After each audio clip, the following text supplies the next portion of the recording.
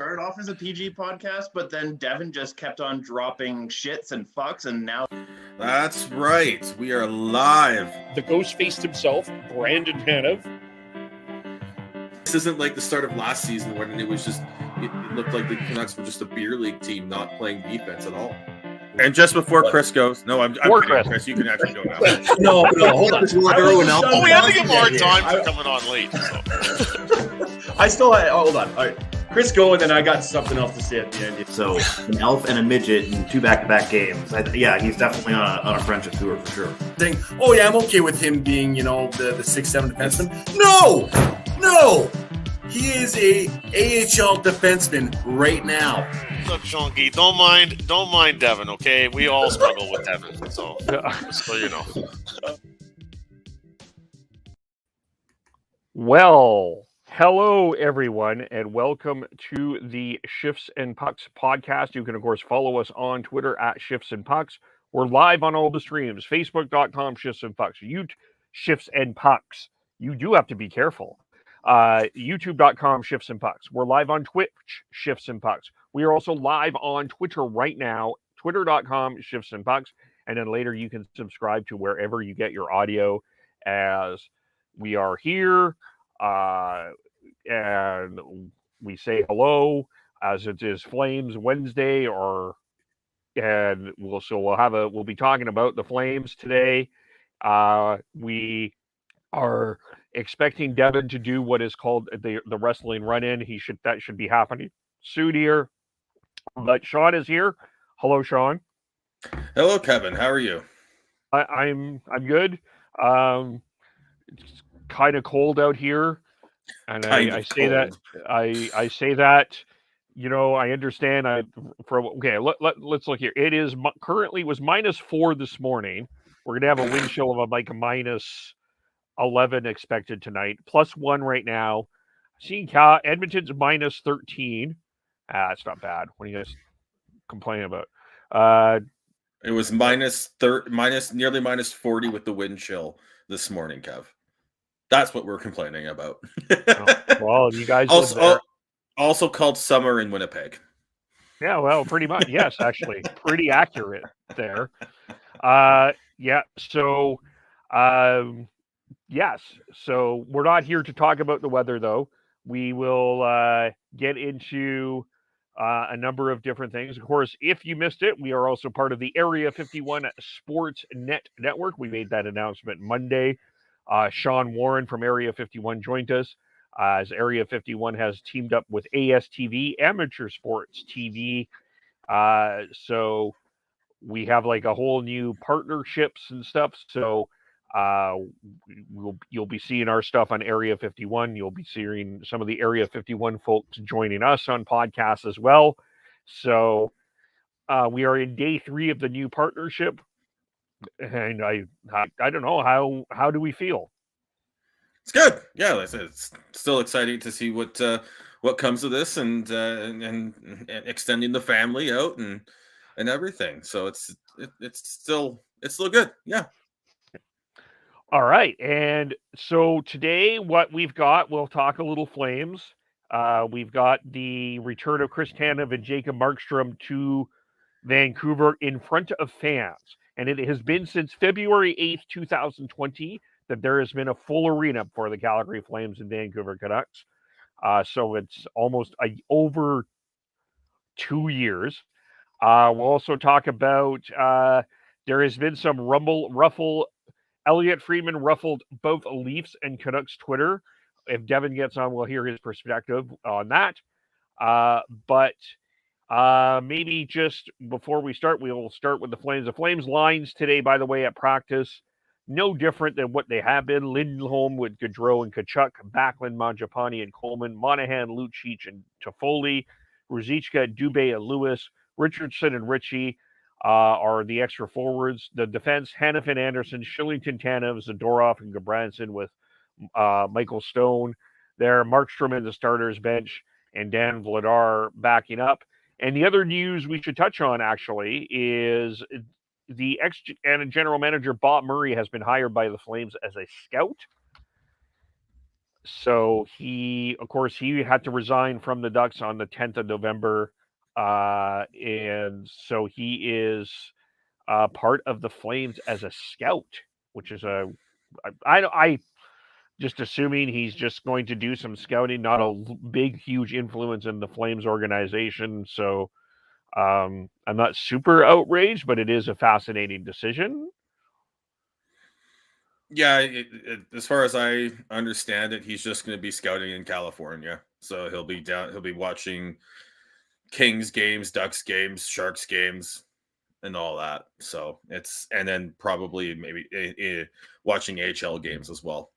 Yeah. So he'll be down at watching Stockton Heat games, Bakersfield games, was it Ontario Reign, San Diego Gulls, all those teams. The San Jose Barracuda. San Jose Barracuda, who have a bigger arena than the future home of the Arizona Coyotes. The Calgary Hitmen played in a game last Friday. That might be a big arena than what the Arizona Coyotes played in. Anyway, Jean-Guy in the chat, you guys in your time games, 130 to 140 to 138. Yes, that's what we do. Yes. We play games like that. All right. Well, we'll get started here. Hopefully we get Devin here. And Sean, you put up a poll. And I guess let's start with the poll here, because I think that this begins, and the poll question that we have, and you can follow up on Out West with shifts and pucks. It's the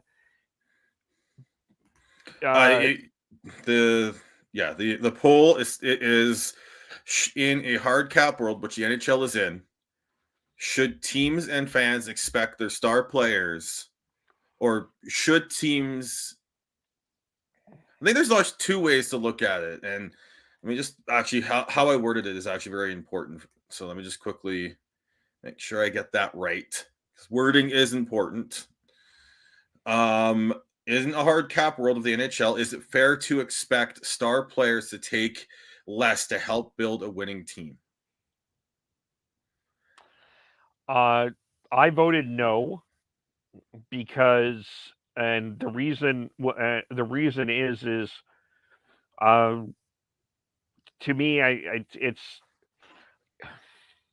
like, I understand from the Flames or from any team's perspective that you can't have a lot of $10 million players, i.e. Leafs, i.e. Flames, or i.e. what could happen with the Flames here in the future, in a hard cap world, to take a pay cut. But I don't think it's something that we should expect players to do when other players are offering, or other teams are offering, more money.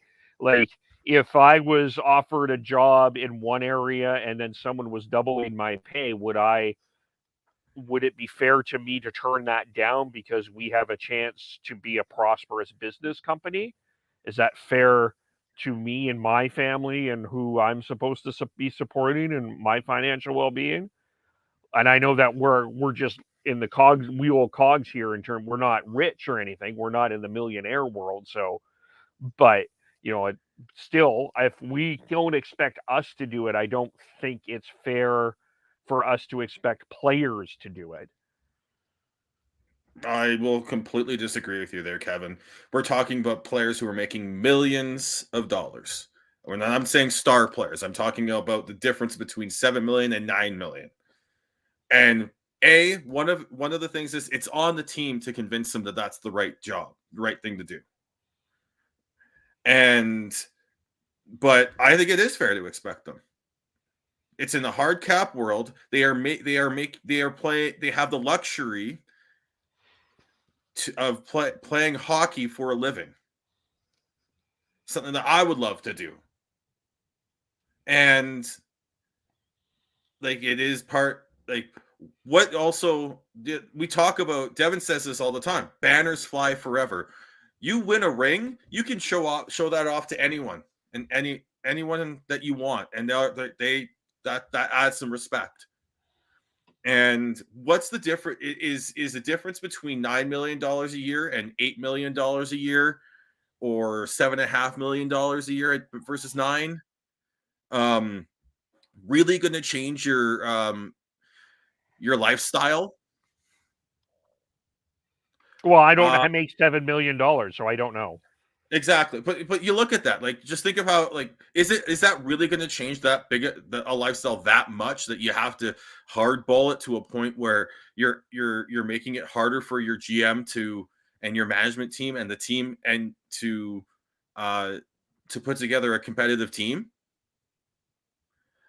I think it's what I have no, like I said, we talked a little bit about this on Monday. I have no issues with them wanting to get as much money as possible, but in my mind, if you want to win, and NHL is currently in a hard cap system where there's only so much money that can go around, you have, like, and you want, and if winning is a priority to you as a player,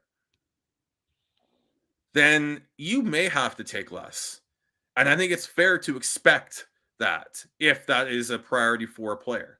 If it's just about making money and then living your life afterwards, fine.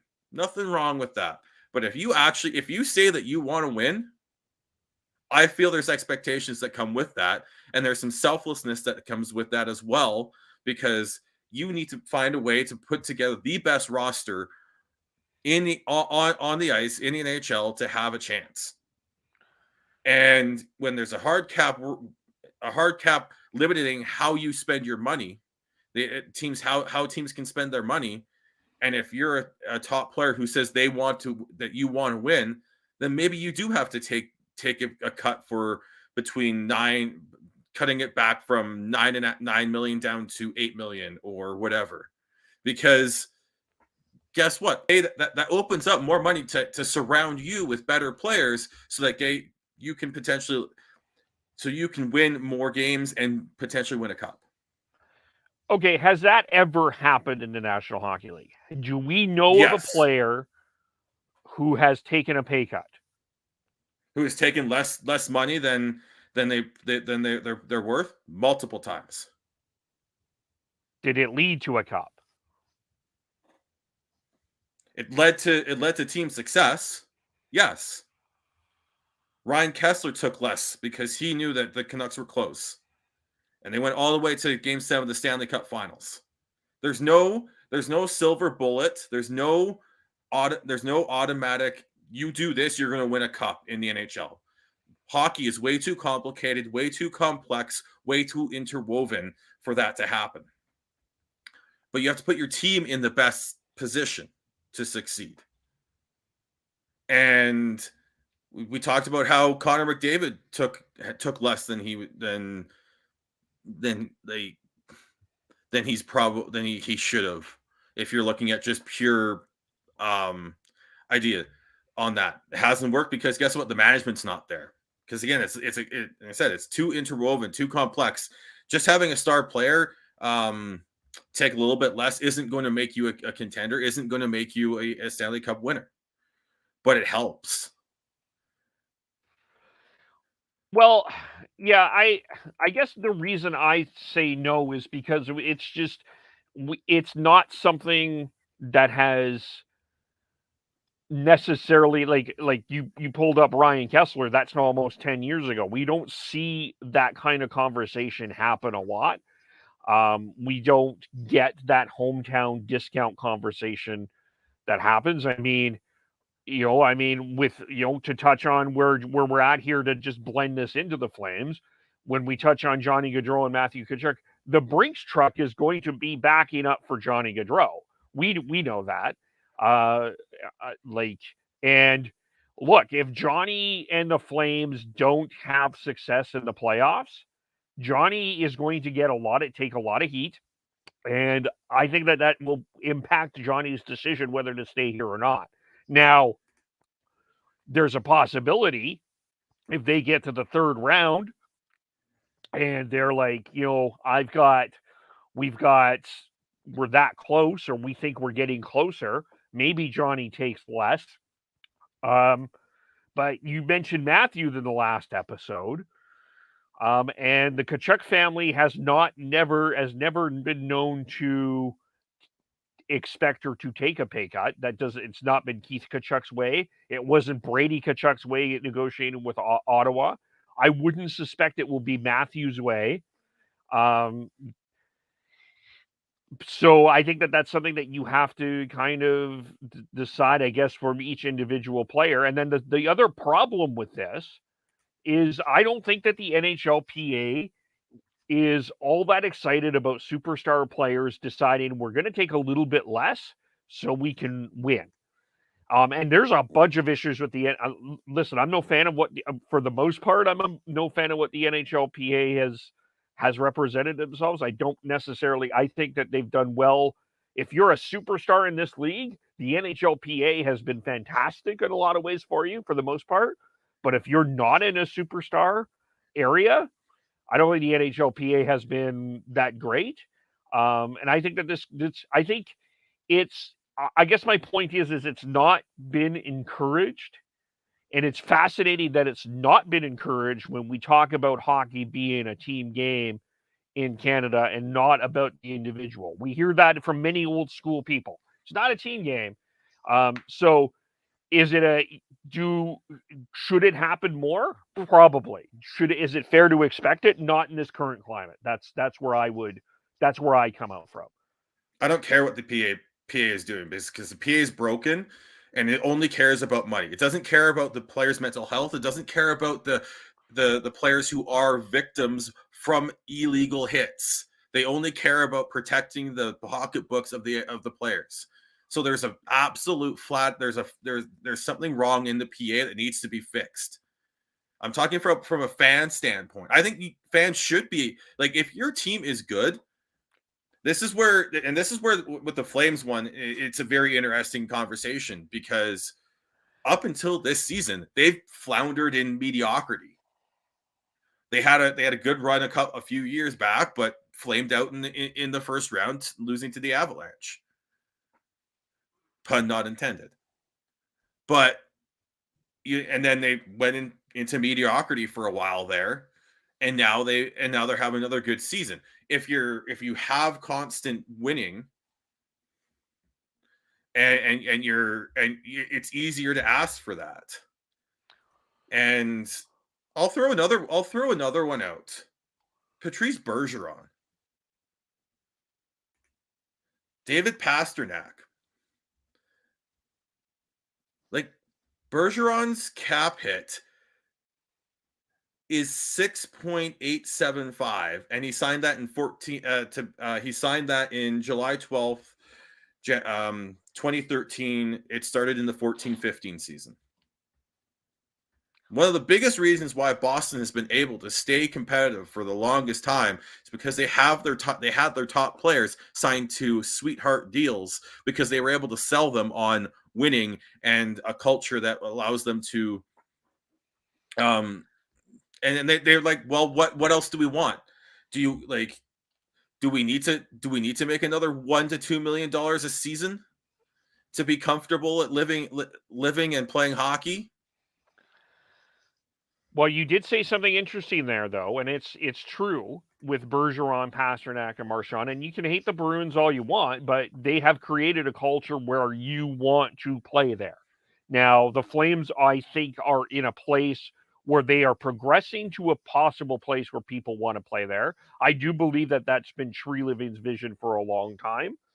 Are they there? I think we'll have to.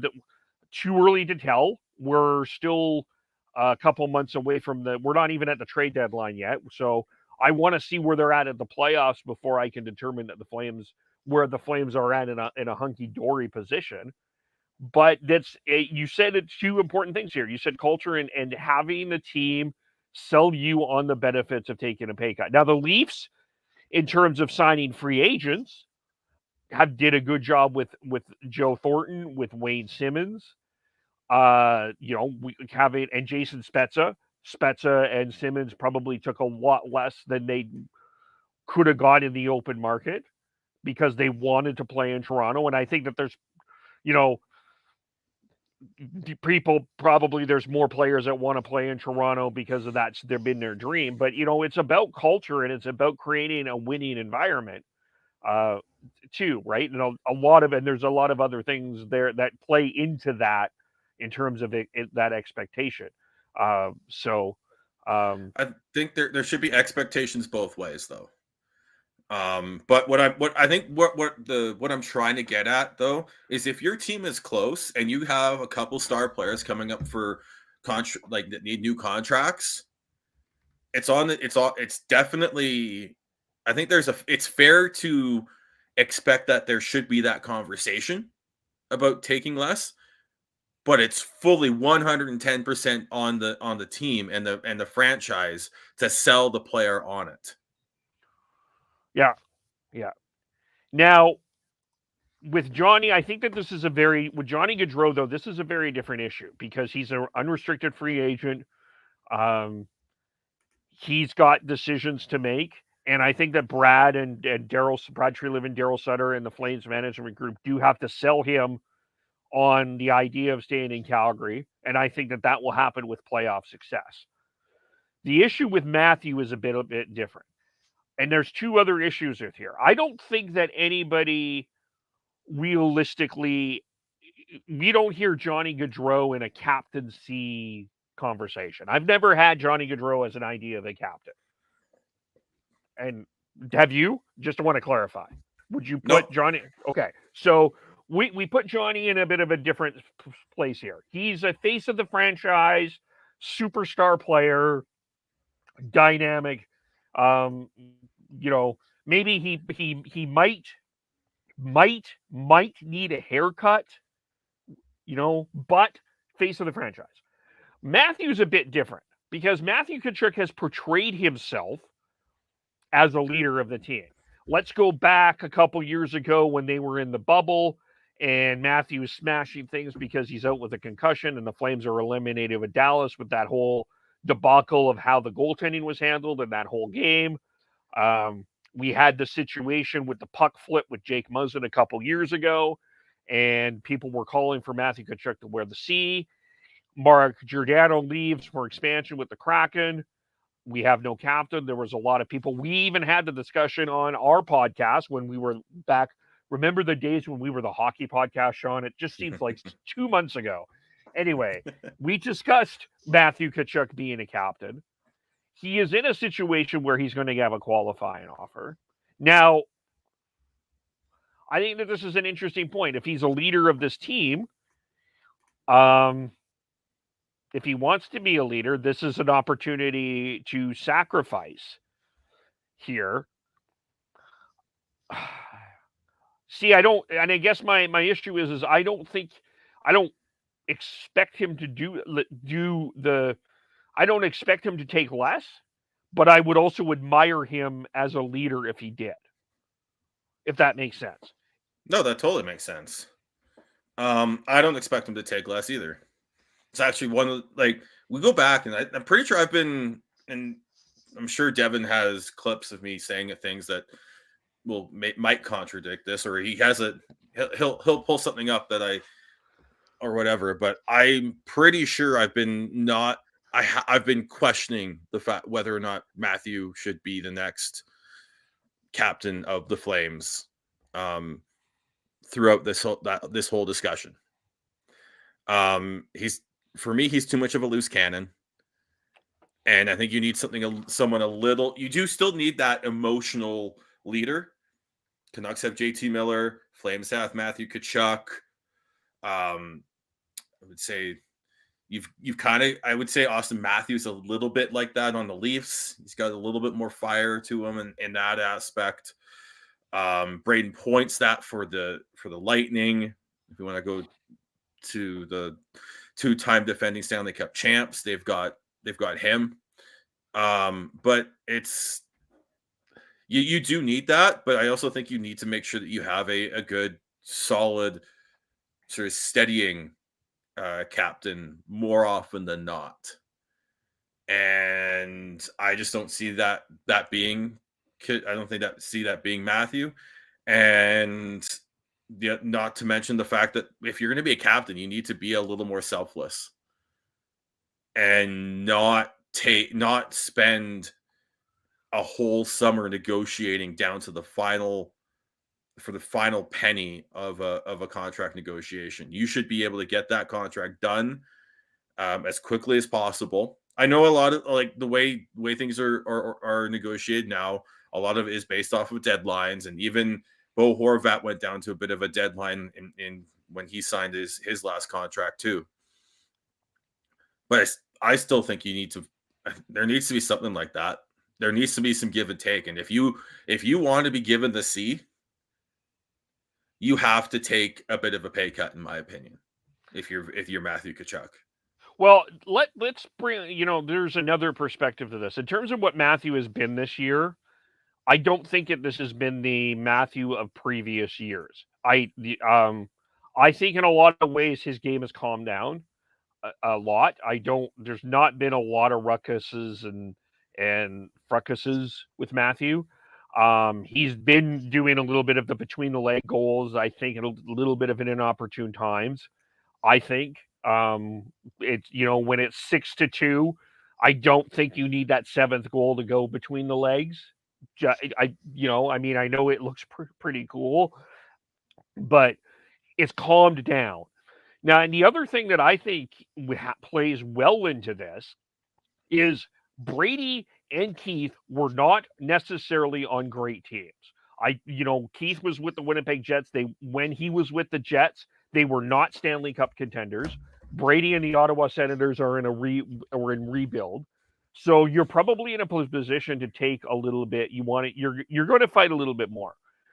Matthew has Daryl Sutter, and I think that there is a modicum of a huge amount of respect of what Daryl Sutter is, that you almost wonder if he's willing to stick around for Daryl. That I could see that being a possibility. I'm not saying that it could be, but I think that will play in, that can play into this. I think there's a little bit of that for sure. I also think I could see, I think a lot of it, as you said with Gaudreau, a lot of it comes down to what team success they have go for the rest of this season and going into the playoffs. Yeah. If they don't have that, then there's no way you're going to be able to sell them on anything like that. They're going to, that's success. You need success first to be able to have that conversation. Yeah. And that's when it happened with Bergeron and all the Bruins, and you go back to Kessler and all that. Like there was some team success before that even happened, or they were able to sell them on the progression of the team, as opposed to, as I said, that's why this is such an interesting conversation to have right now for the Flames, is that other than that one season when they won the division a few years back, they've had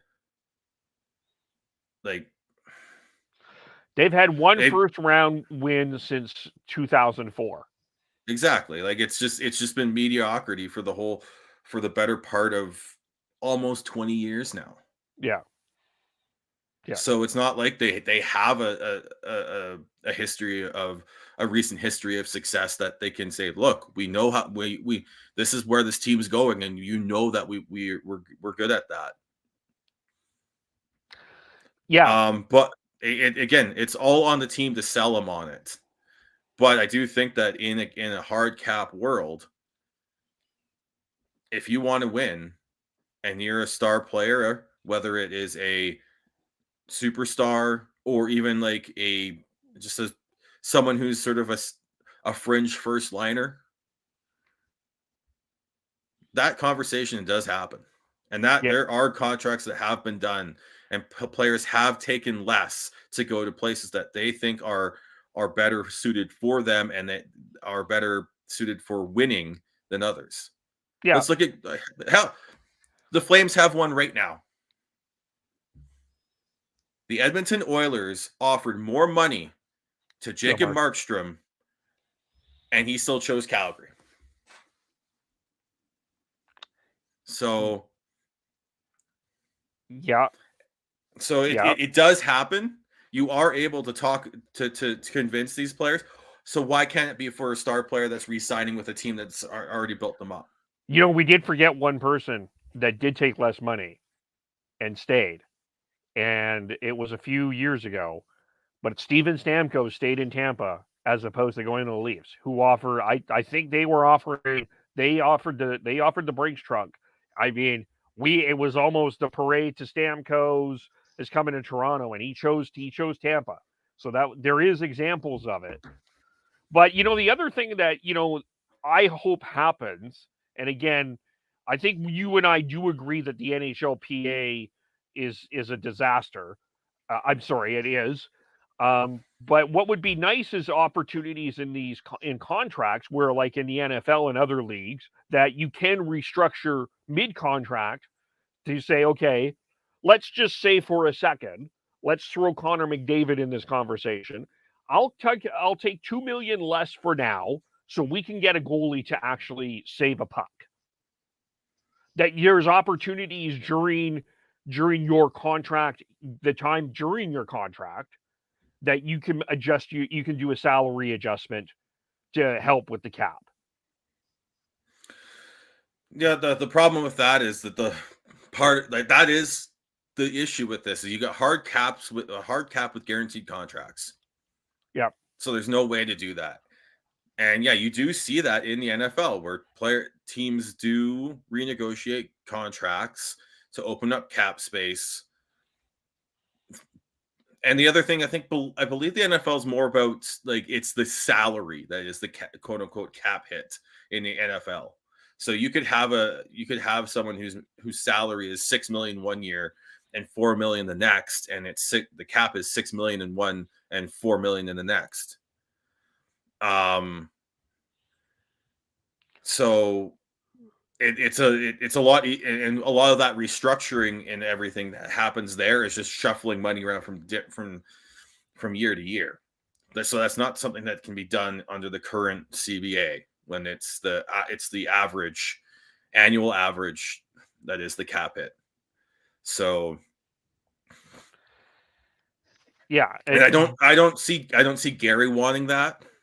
I don't see the PA wanting that either, because I think they fought tooth and nail for the guaranteed contracts because they didn't want to have someone like if contracts weren't guaranteed, Travis Hamonic wouldn't be on the Canucks. Louis Eriksson would have been cut long ago, right? Right. Yeah. You wouldn't have had the James Neal for Milan Lucic trade because they both would have been cut. So yeah. It would be a lot more interesting, I think, in terms of player movement and all that. But yeah, it's really, I get where you're coming from, Kevin. That, and for armchair GMs and all that, I think it would be a lot more fun. But it's just a different animal, and I know there's talk, there's a couple agents out there, including like Alan Walsh, pounding on desks for a luxury tax system, not a hard cap system. But I don't see Gary wanting that. I think the cost certainty is so much that I don't think they want to go anywhere past that.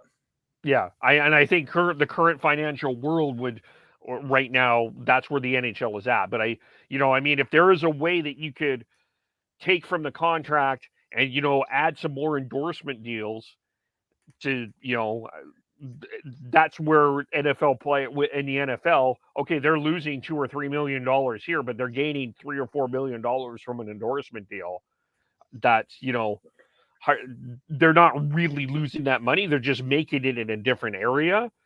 And that would be great to see in an NHL world. But right now in this financial world, it's impossible. But it would be nice, and I think that would help the situation.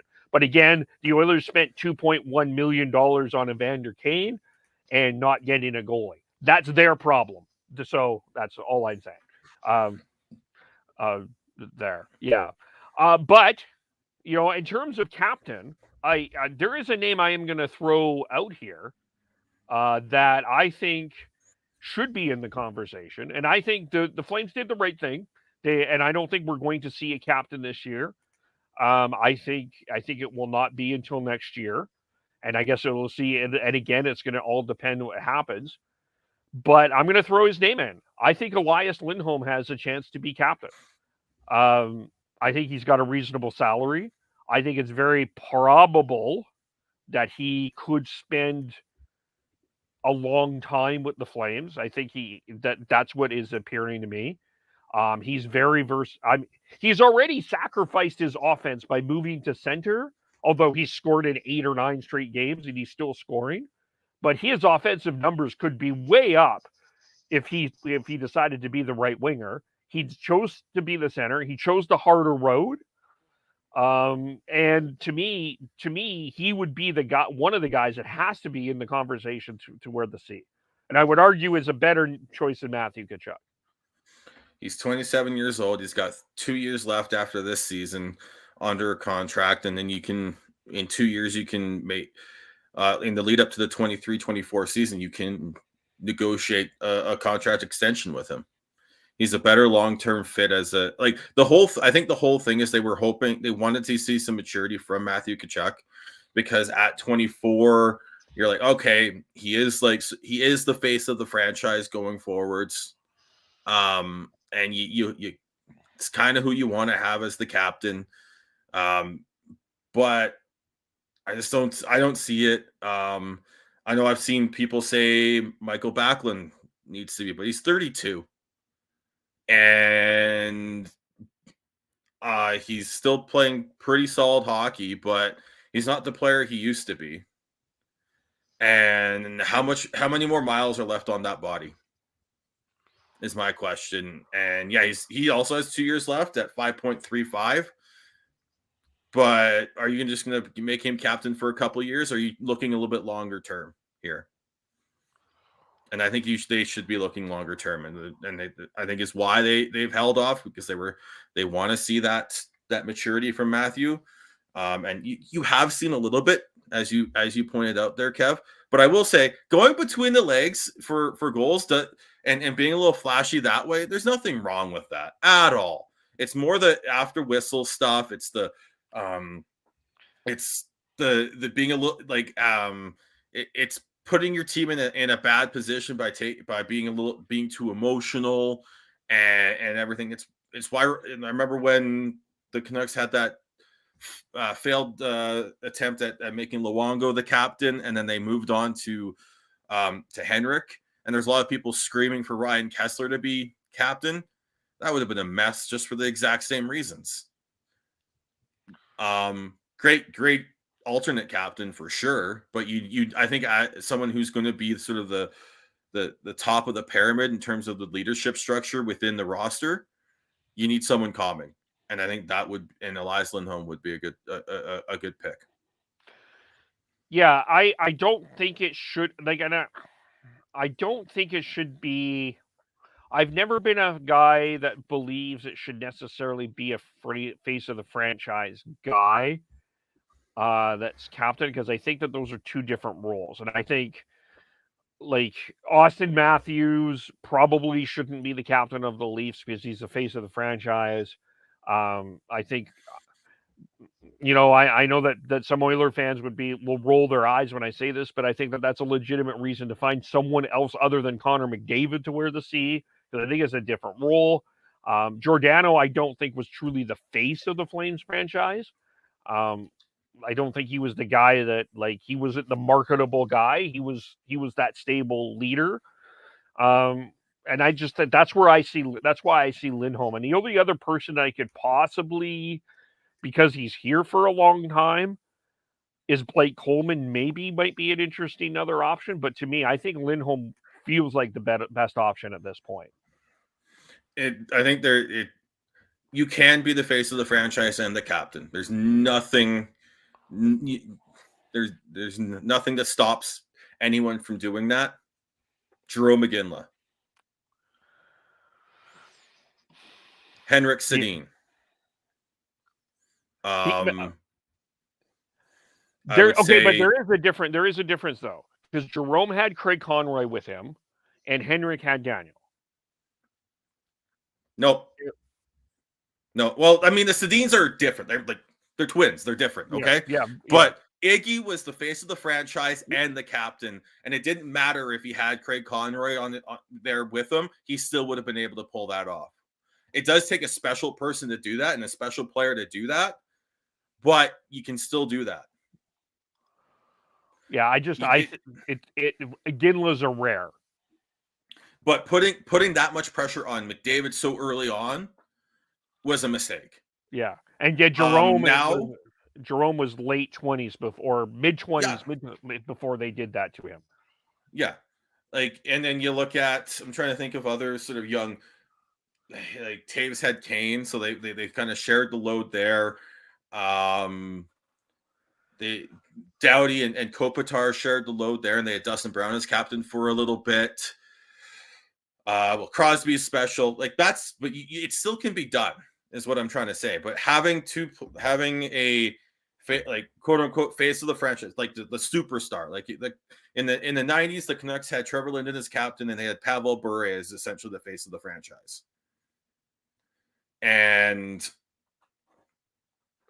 But yeah, the teams that put the pressure on these players to be the captain so early on, man, you had Taves and Crosby find a way to make it work, but I think they're special players. But they also both of them also had great number twos in Patrick Kane with Chicago and Evgeny Malkin with the Penguins. So you need to again it comes down to roster construction more than just one player. Yeah. But the other thing is you have to learn how to lead. And the fact that they threw the captaincy on McDavid because he was just the best player on the team was an absolute mistake. And unfortunately, there's without him being traded, the captain of the Edmonton Oilers is going to be McDavid until he's no longer an Oiler. They will not. They will not do that. And honestly, I think that's at this point that ship has sailed. You're ride or die with him there. Yeah. Well, it's a PR disaster. Yeah. If you strip him of this as a PR disaster, he'll probably ask for a trade. And no. But and I think with where the Flames are at, yes, you do need having Matthew Tkachuk or / Gaudreau as your face of the franchise, and having a quieter sort of leader in Lindholm as your captain might work.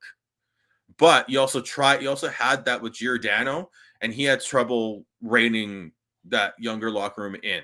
So that's my only concern with that. But I do think that that might have been more of an old school versus new school mentality that I don't think you will get with Lindholm.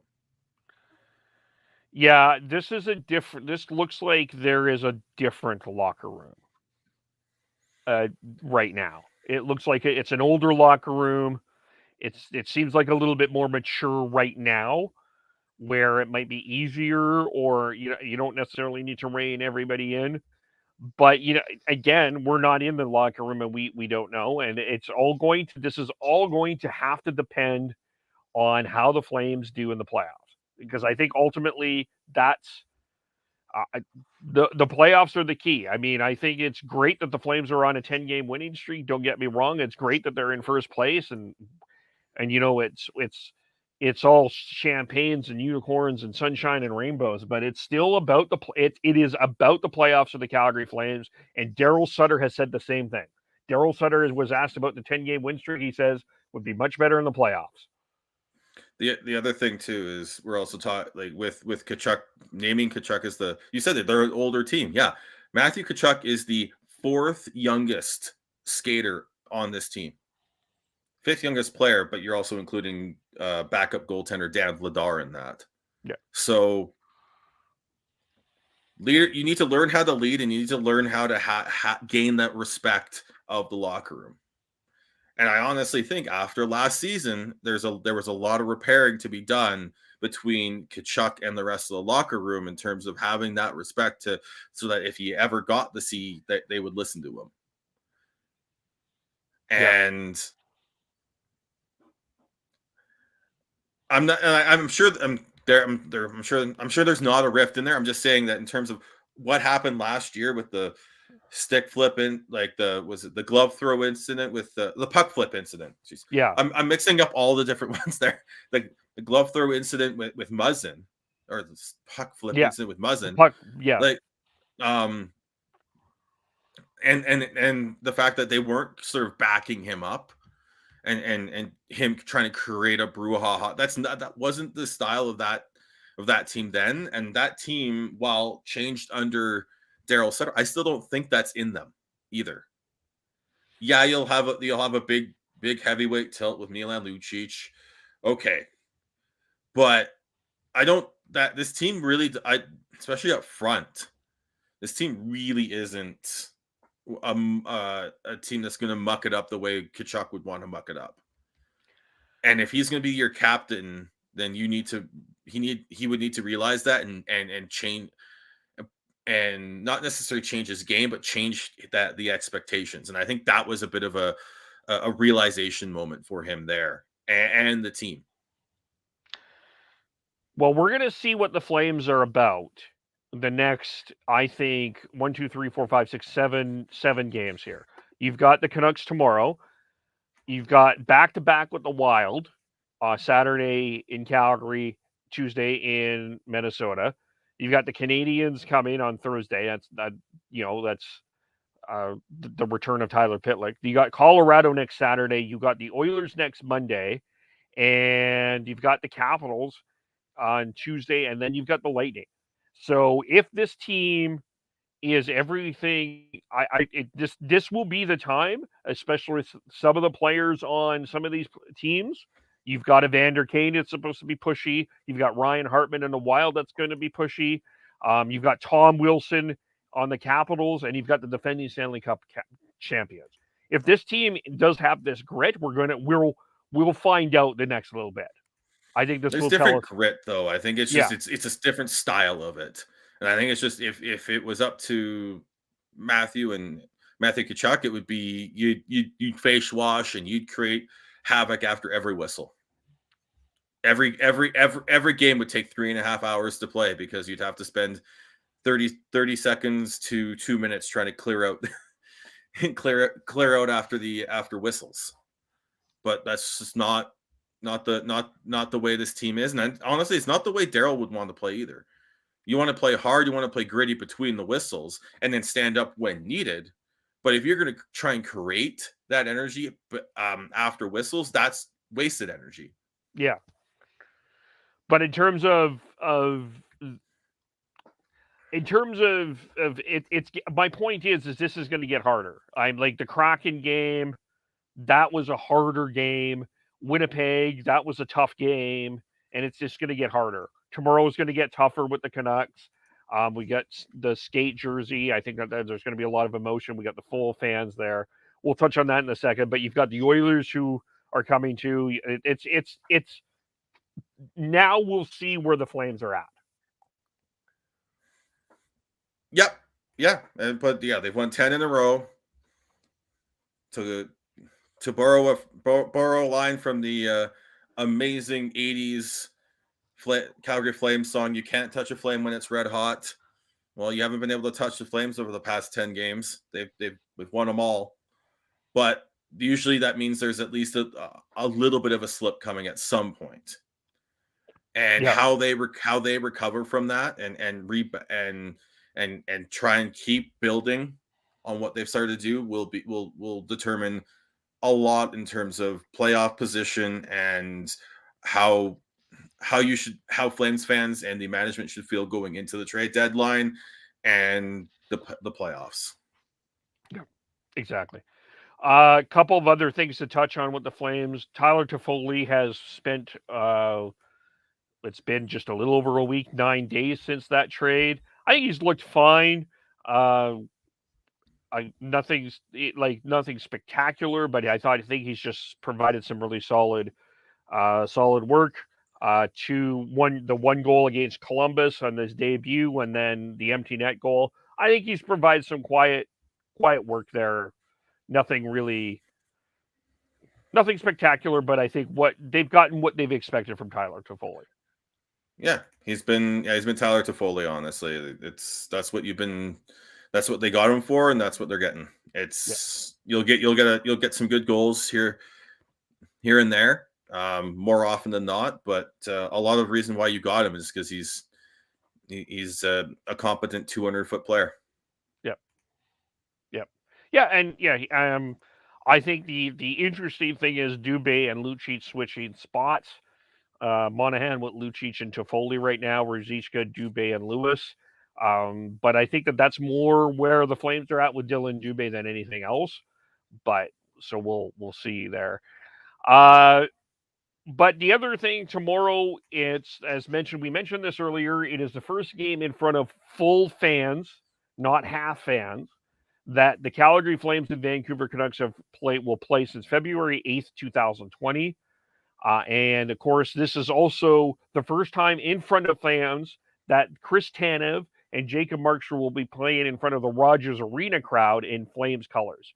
So, first of all, is it a big deal? Do you expect tributes or anything like that, or is it just we've already done this and we need to move on? Or I expect tributes. Like, you have to give them their due in front of fans. If you don't, that's an absolute swing and a miss. But I don't expect them not to. They deserve especially Tanev. He deserves a moment where he can hear the applause and adoration from the fan base. It was a mistake to let him go, and he deserves his moment. Markstrom as well, but like Tanev's been part of the organization since 2011 and has been was a warrior for them for years. Deserves it.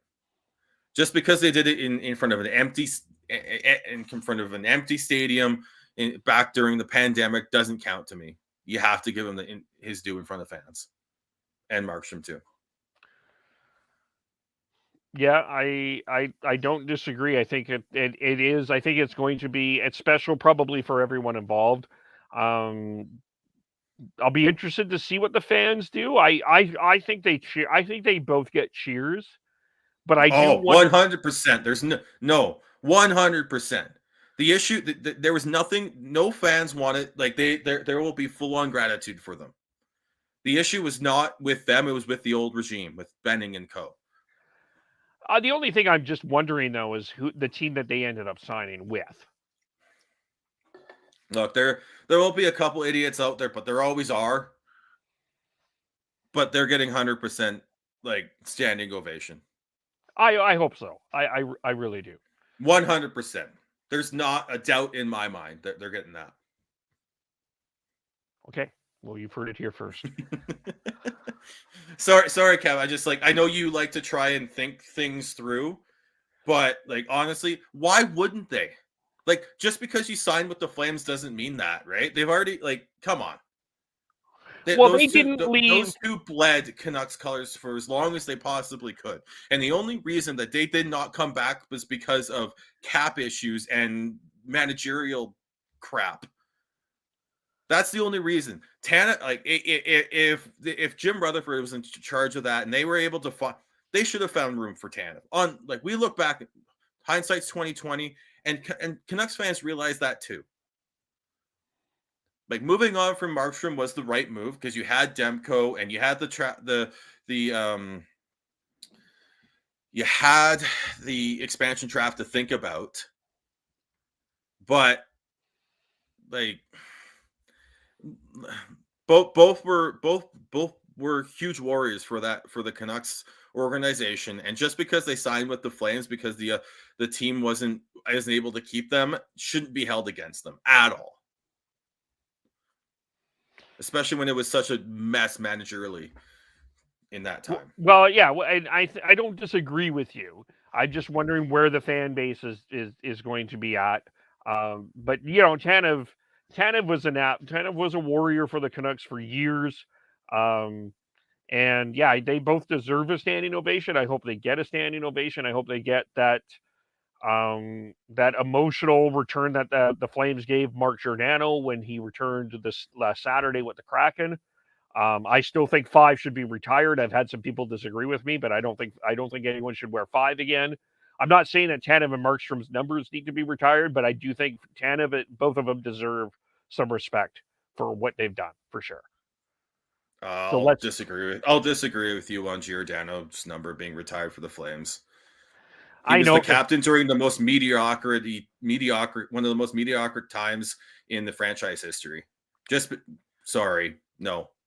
The reason I also think what he did in the community was huge, and I think that we don't always remember that, and I think that should be considered. And then I know that you could counter every other player, but I think what Giordano did in the Calgary community was significant, and I think he deserved some sort of honor with the Flames for sure.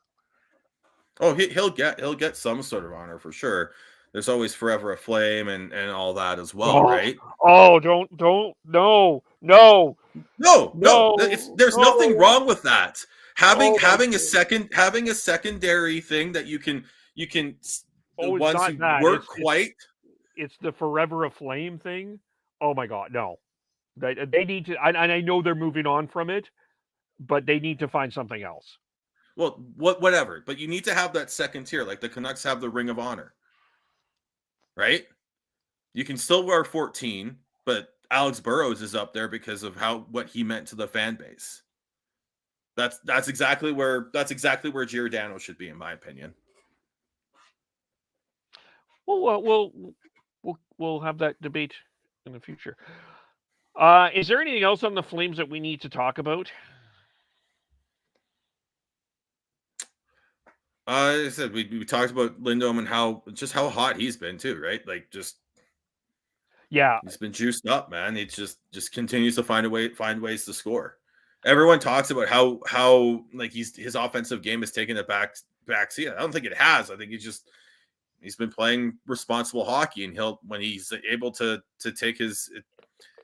get chances to score, he's got the ability to do it, but he's also not cheating to create those chances, which is great. Peter Labardius on the show a couple of weeks ago said he's the most underrated player in the game. Hard to argue. Again, I just want to remind everybody, Elias Lindholm's paycheck is similar to Mike Hoffman's paycheck. That's just kind of think about that a little bit. Thank you, Ron Francis, if you're a Flames fan. Yeah, thanks, Ron. Maybe we should touch a little bit on the Kraken a little bit later, I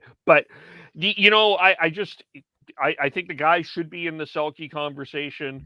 I just think he's been I don't know what else to say about Lindholm, but he's been fantastic this year in so many ways. I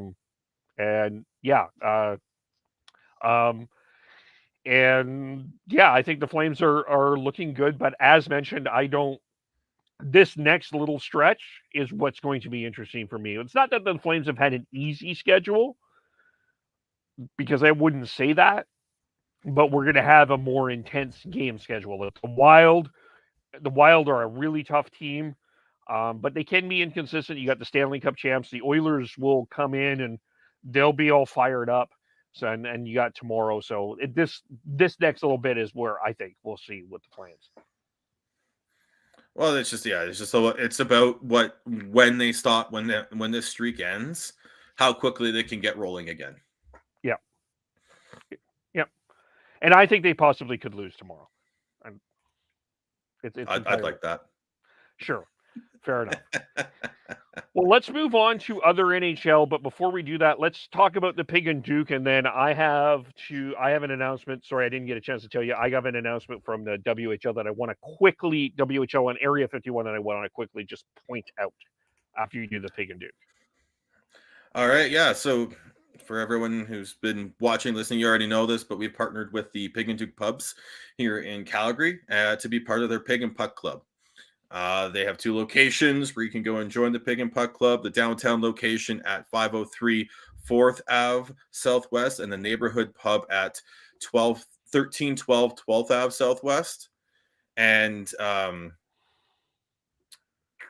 Members of the Pig and Puck Club can get game day specials when they go to watch any Canucks and Flames games at either locations, and they are also able to enter draw for tickets to the April 23rd game at the Saddle Dome between the Flames and Canucks, where Devin, myself, and Chris will be going as well as part of the host party. At the Pig and Duke, you can get their house beers, the Pub Life beers, which there is a lager and a copper beer that you can get. I tried both of them on Monday. They are good. The Shifts and Pucks podcast we have 2 tickets to give away as part of the Pig and Puck Club, and you can enter our draw for them by retweeting any of our episodes or pod clips on Twitter, or DMing us the word of the week on Twitter or Facebook.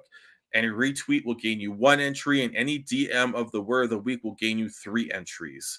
This week's word of the week is Area 51, to celebrate our partnership and joining up with the Area 51 Sports Network.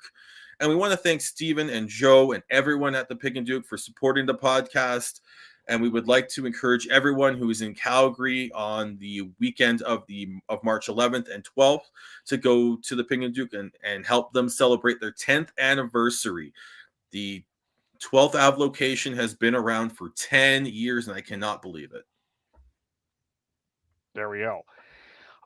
The so as mentioned, of course, Area 51, we've joined the Area 51 Sports Network. The Area 51's has partnered up with Amateur Sports. And so the Vancouver Giants are playing the Victoria Royals this Friday at the Langley Event Center. And if you like burgers and milkshakes, and how many people do not like burgers and milkshakes? And I'm planning to attend.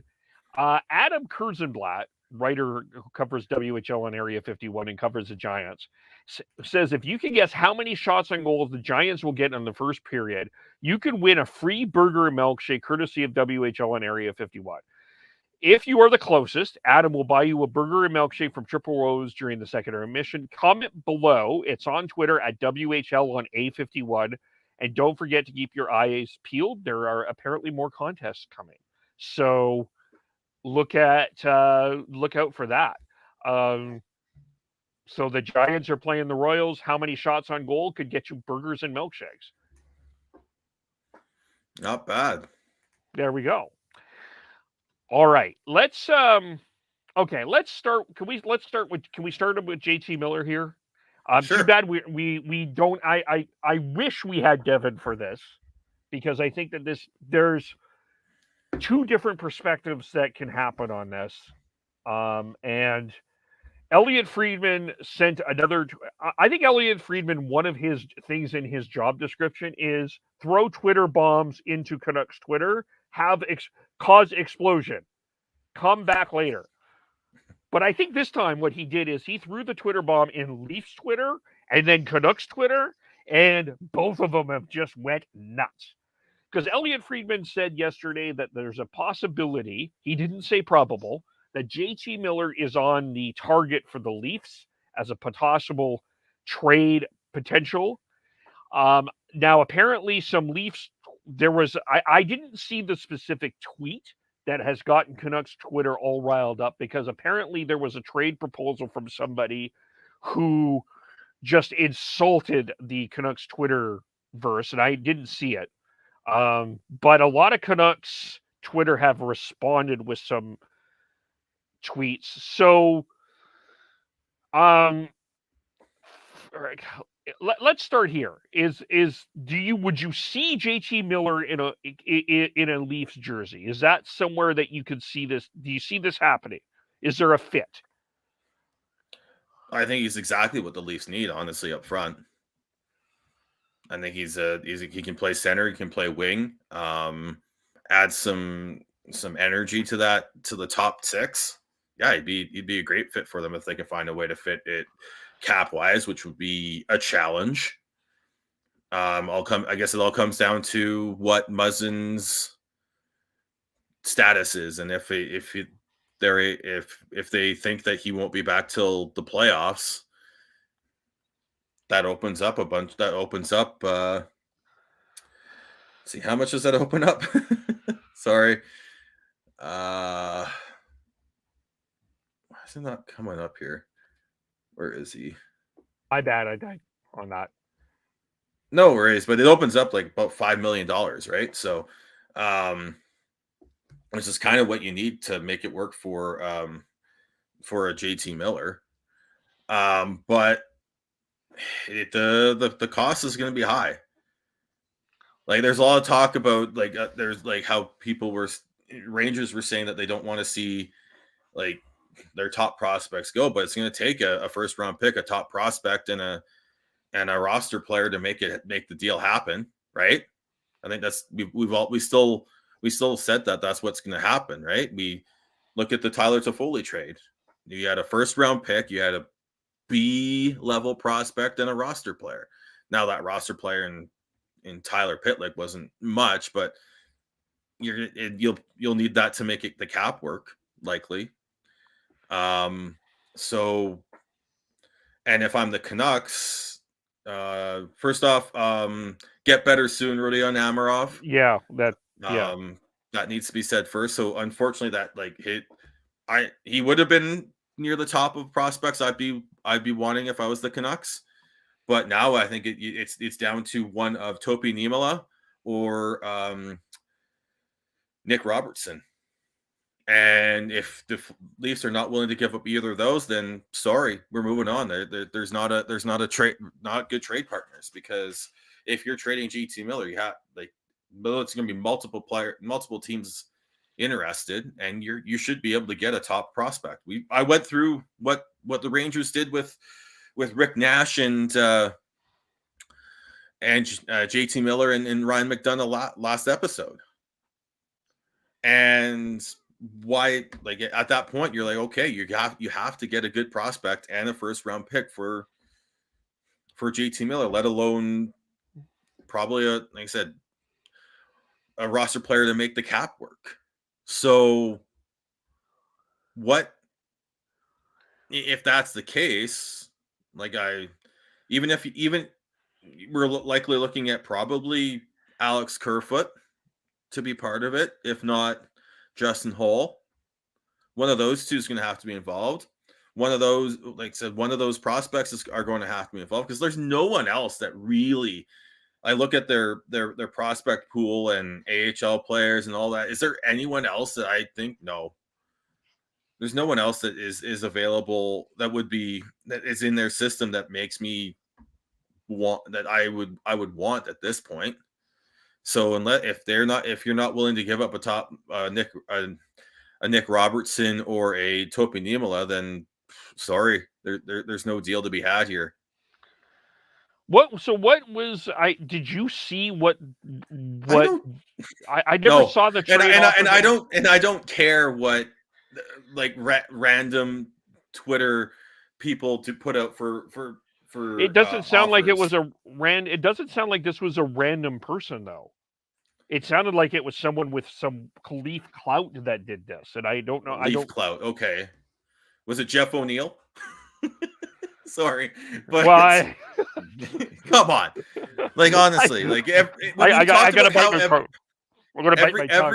Every fan base and media base overrates their prospects. We've talked about this. We went through it with talking about Dylan Dubé, and look at that now. He's a fourth line player on the Flames. Like, it's, and every they overrate them, right? So, and if you've got Toronto interested, you've got the Rangers interested. I've heard there's been rumors that the Capitals are interested in J.T.Miller as well.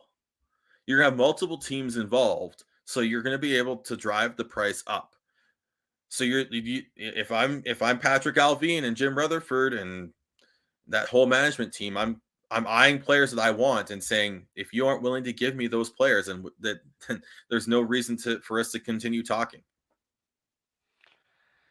Yeah, I get it. I still think the Leafs need to work on their back end.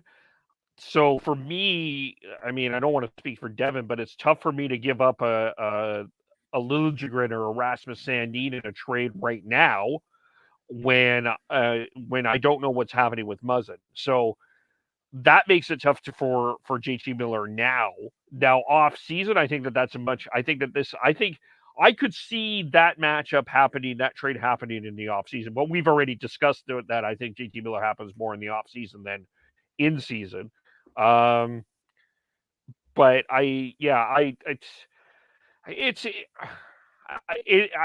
think part of Elliot Friedman's job again is just to throw gas on Twitter fire, and we'll see what happens. And the way he worded it too is he's like, "I'm on the JT Miller train," basically talking about he thinks that he would think it would be a good fit for Toronto. I'm like, I don't disagree, but that doesn't mean that there's anything other than speculation there. Yeah. Or I don't think they've talked. But if you're a team in a playoff race or looking to make a playoff run and you're not talking to the Canucks about JT Miller, you're not doing your job. Right? So yeah.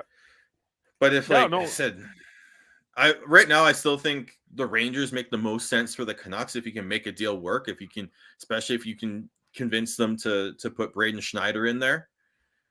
But because when they said Washington's interested, and I'm going, they've got their first round picks for the next couple years. Okay, but I'm not sure they've got any prospects that really they've got Hendrix Lapierre and Connor McMichael as younger forwards that I think, again, guess what? They're going to have to be involved, but there's no defense prospects, which I would really hope that they're able to find a way to help retool that defense and help and just get some younger players in there, especially on the right side if possible. So they've got Vincent Arroyo, Coquitlam native. Yep, on the right side. He was a junior. He was on the Canadian World Junior Camp roster. So, but again, are they willing to give him up? So, and how high are they on him? Yeah, but man. If Vincent Arroyo could be that guy, like he is, second round pick, drafted 55th overall last year. He's 6'4", 200 pounds, so he's a big dude, and has been putting up decent numbers with the Brandon Wheat Kings. He's got 29 points in 38 games this season as a defenseman, so that's not bad.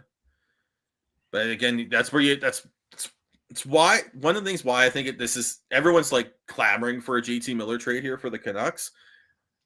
There's no I've said this. There's no rush because the deadline's still like almost around a month away here, and you're still trying to figure out what this new management team, who they like and who and all that. They're still trying to figure all that out. Let alone you still have to make sure that you're going out and scouting and feeling comfortable with the players, the players that you're going to be getting back with. And that still comes down to getting comfortable with the new management team and the scouting and all that. So I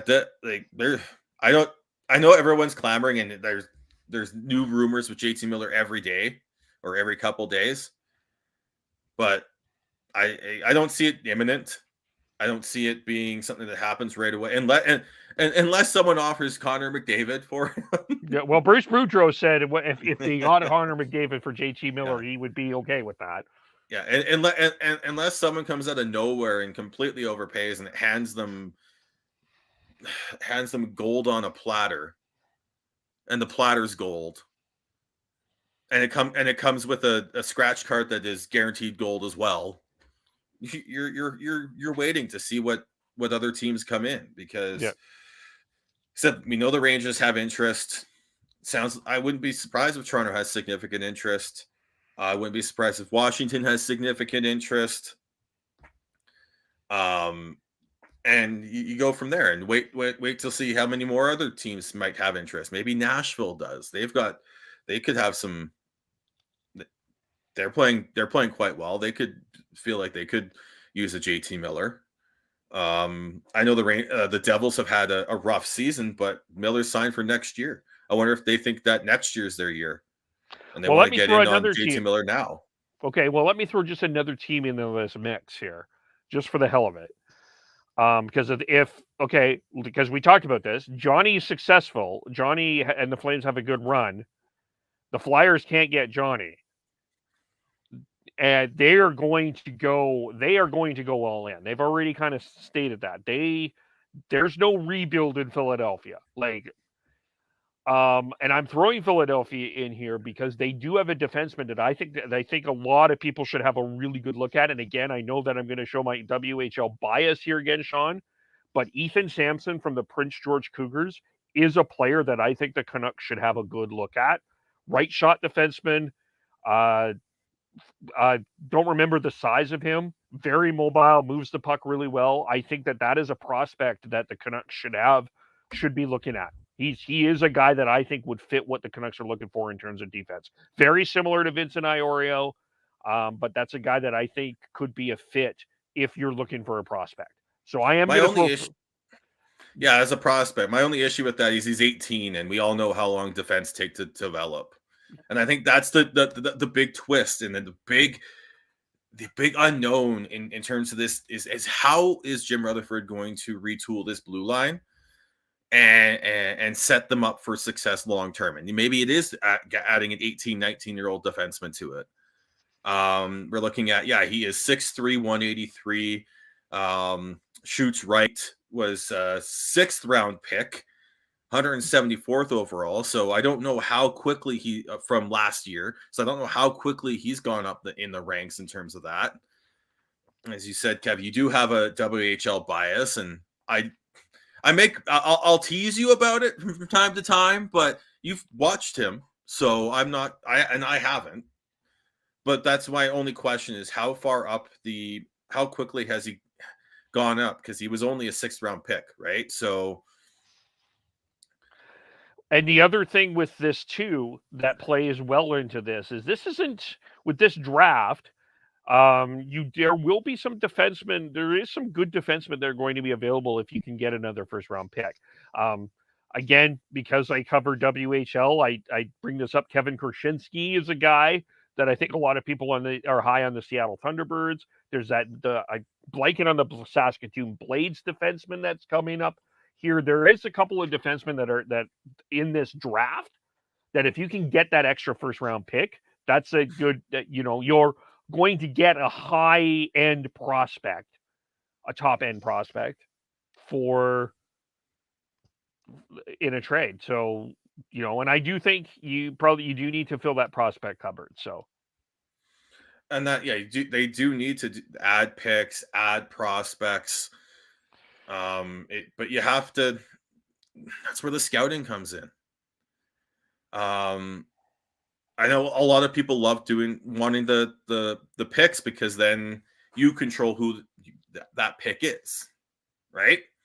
But if you like I said, I honestly think that what'll make or break any trade, any big trade, whether it's J.T.Miller, Connor Garland, Brock Besser, is not the 1st round pick, but the prospect you get with them.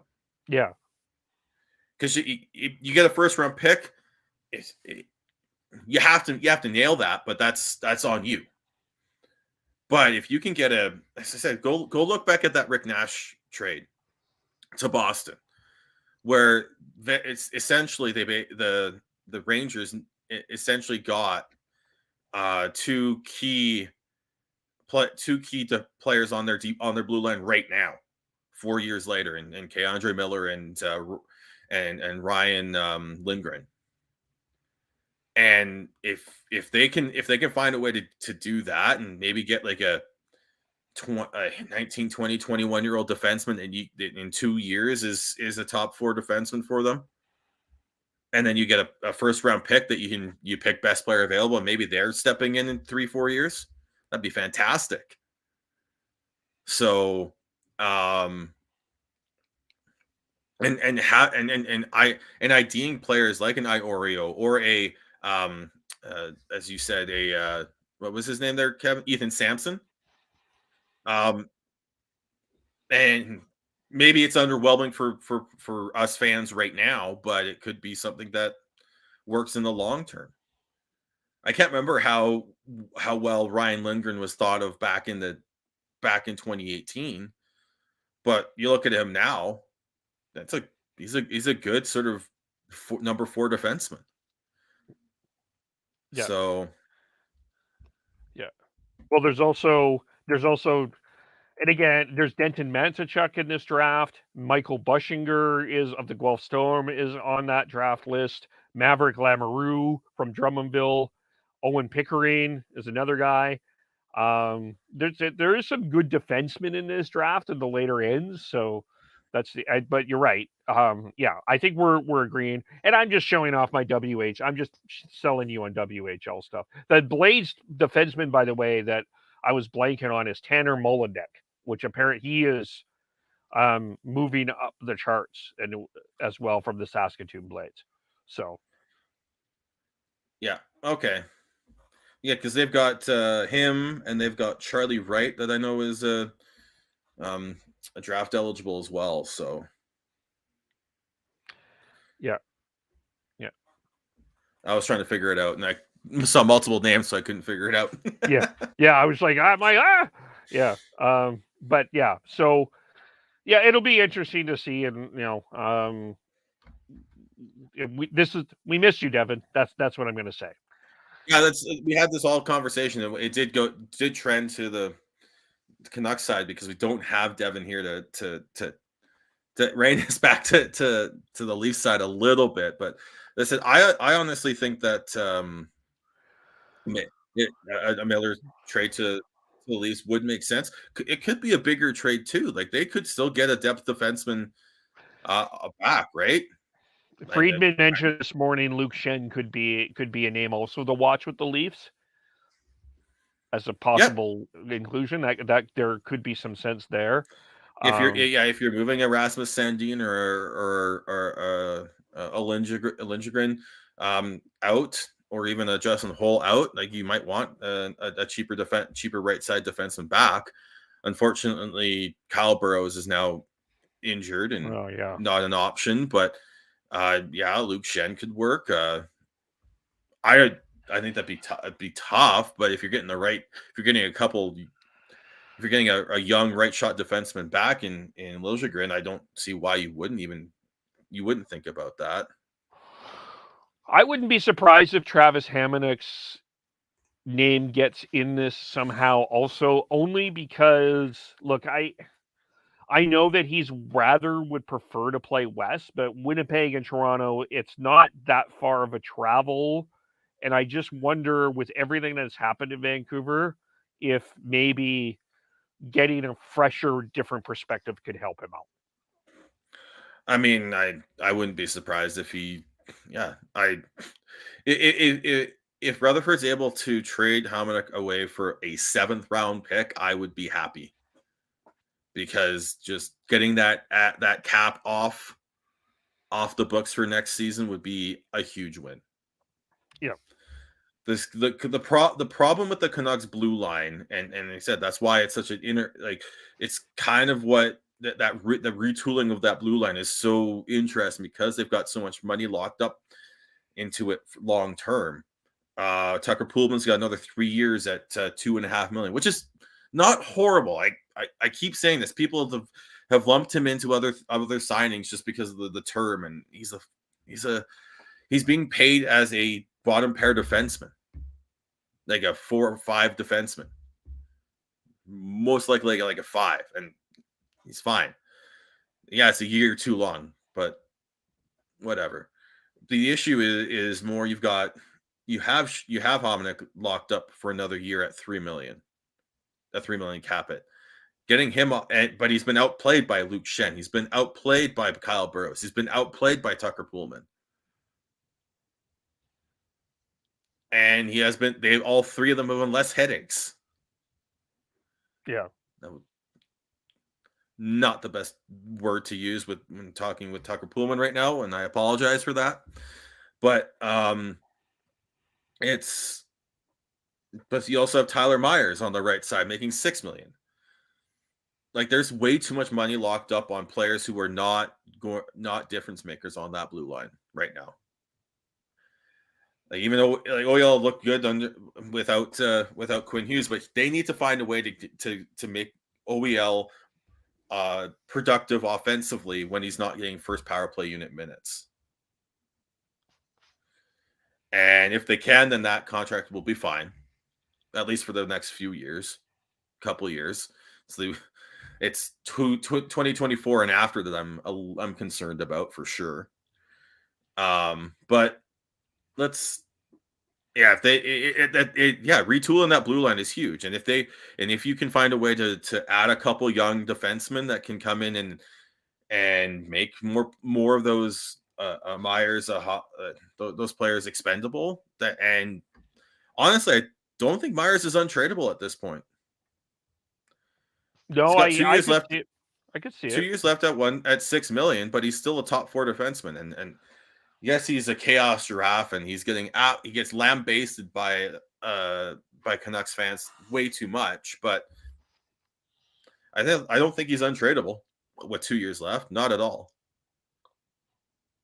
No, but again, just from the Canucks perspective, and again, Devin, we missed you because we need the Leafs perspective on this. It's tough it depends on what I think right now, I still think prudence is the key. You're not trading everybody right now, but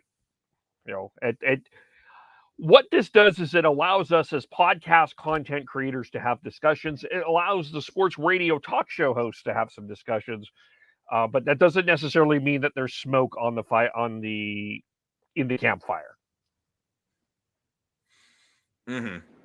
Yeah. There's it. Like I said, if you're a team in the playoff hunt and looking to make a long playoff push for not only this season but next, why aren't you calling? And you're not calling Patrick Allvin and the Canucks.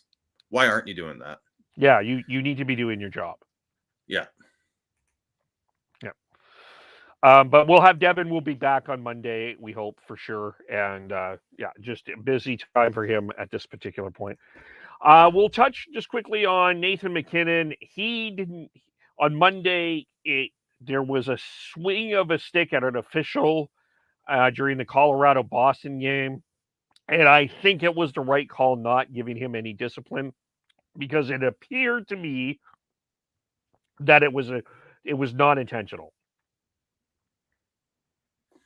Yeah, it wasn't intentional at all. And yeah, you got to protect your officials, your on ice officials, and there shouldn't be any like violence against them. We just saw, I think it was a lower level NCAA game where a ref got punched out, which is absolutely just ridiculous, pathetic, and that player needs to not play any competitive hockey going forwards, because without refs we don't have a game. And then we keep forgetting about that. Yeah. But it wasn't intentional. I think maybe you could. I honestly surprised they didn't fine him for just recklessness, but I don't think you could anything more than that. I think would have been overkill. Yeah. By the way, other podcasts on our Area 51 community, bring Tyler on to talk officiating. He is a ref. He knows what he's talking about. And I think he would be a good guest. I'm just saying point shot hockey. I'm just saying cap space win cups. I'm just saying third line pod. I'm just saying other podcasts on the network. Just saying. TNOBLE on Twitter. Hey, we need to be guests on podcasts. We invite others. Just saying. This I thought would be a little fun, and I got this. I thought about this yesterday when Florida was playing Nashville, and I'm probably giving away my answer, but Florida's 9-game home winning streak ended. We do see a lot of upsets in the playoffs, and first place teams can get tripped up. Right now, if you had to pick a first place team that you could see be upset in the first round, who would it be? Flames. I knew you were going to say that. This is where Devin. This is where we need Devin. I mean, what? How many playoff round wins do they have since 2004 again, Kev? That one. Okay. It's a fair one. I'm not saying it's not a fair one at all. I just knew you would say that. I honestly, the only one I would not be, the only one I'm comfortable with saying is Colorado. It wouldn't be. I'd be very shocked. Would be an upset. Would be Colorado right now. The East is very strong. You've got your wild card teams are Washington and Boston, like right now. Like either of those divisions, whether it's Florida or Carolina, you're in for a tough matchup in that first round, right? Yeah, I would. I don't think Calgary's. That's not a terrible pick. But Carolina, I like Carolina. Washington's an interesting team. That way, I think will be a hell of a series. The one thing that concerns me about Boston from their end is, but also does concern me about Florida is I'm not sold on either goaltending. I'm not necessarily sure I'm sold on Bobrovsky, but I'm also not sure I'm sold on Boston's goaltending. But they have the experience. You already talked about Patrice Bergeron early in this podcast, right? So, and Calgary, look, Calgary's going to have a tough Central Division matchup. If you're not watching Tanner Jeannot of the Nashville Predators, you need to be watching Tanner Jeannot of the Nashville Predators because he is going to wreak some havoc. He's got 17 goals this year, and he's not even in the Rookie of the Year conversation. Because there rightly are three others ahead of him: Maurice Seider, Lucas Raymond, Trevor Zegras. But Tanner Jeannot is one scary dude. And that Nashville team is a scary, scary team if they get it together. I think that's also part of it. It's not necessarily looking at the top teams. It's who they're playing or who they're potentially playing. And right now, Colorado has 76 points. So 760 points percentage. They're likely going to be the first seed in the West and likely going to be playing against either LA, Anaheim, Dallas, unless Vancouver, Winnipeg can have a bit of a miracle run here. And then Calgary or whoever wins that Pacific Division is going to end up again, as you said, against either Nashville or Minnesota, and that's like Nashville's got 62 points versus the Flames 66. It's not like it's a big delta between the two. No. Yeah. So, and then Florida and Carolina both have 75 and 74 points respectively, but you're going up against Ovi and as well as the perfection line type deal. Like you have teams that have been there, have done it in the past, and have superstars that can take over series and games. So right now, honestly, Colorado's the only one I'm comfortable saying should not be upset in the first round. That's fair. I would be with you on that. I mean, it's and it's going to be about matchup. I mean, the other thing is quite likely that Florida Boston matchup is probably close to set in stone with 32 games left in both of their seasons, which is interesting. But anyway, a whole other topic for another time. Well, yeah, I don't think it's set in stone at all because it all comes down to who's the first seed in the East, and that's a battle. 75-74. Yeah, Carolina. Yeah, that's a good point. But Boston looks close to locking second wild card. Yeah, Boston's pretty much locked in for the second wild card spot, but they also have 2 games in hand on Washington. They might not be Boston in that second wild card spot either. It could be Washington. Yeah, that's fair. That's true too. And the other thing with Florida is like Tampa's got 2 games in hand on them. They win both of those, and they're only a point back of them in points. So the Atlantic's not locked up yet. I do think Carolina's probably got a more of an inside edge on the Metropolitan, but you've got Crosby chasing them, like, and they've got Malcolm back. Yeah. Like, I know Devin's just giddy right now because he in the Pig and Duke hockey pool, he picked Malkin as his last pick, and he's been comfortably in second for a long time, and now is closing the gap on first because he's got Malkin coming in and playing. So let's see here. The Penguins have no projected cap space, but they've got. I do wonder if maybe I don't know.